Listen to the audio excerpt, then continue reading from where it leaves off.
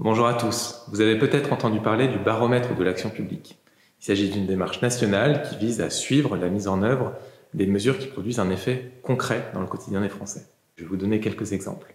La limitation à 24 du nombre d'élèves dans les classes de grande section CP-C20, l'augmentation du nombre de patrouilles de policiers et de gendarmes sur la voie publique, ou encore le remboursement à 100% des lunettes, des prothèses auditives ou des prothèses dentaires. Au total, 25 mesures qui ont déjà donné lieu à des décisions, des financements, des accords avec les partenaires, parfois des textes votés à l'Assemblée nationale et au Sénat.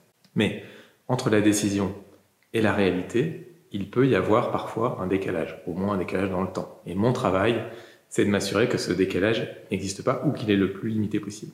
C'est pourquoi dans le département, on a mis en place un suivi des indicateurs, un comité départemental qui assure la bonne réalisation des différentes mesures. Mais au-delà de ces éléments, il me semble important de vous associer. Parce que l'objectif, c'est bien qu'au final, ces mesures produisent un effet dans votre quotidien. Et donc, je vous propose, à partir d'aujourd'hui, de participer à ce que nous allons appeler des consultations flash. L'idée est toute simple.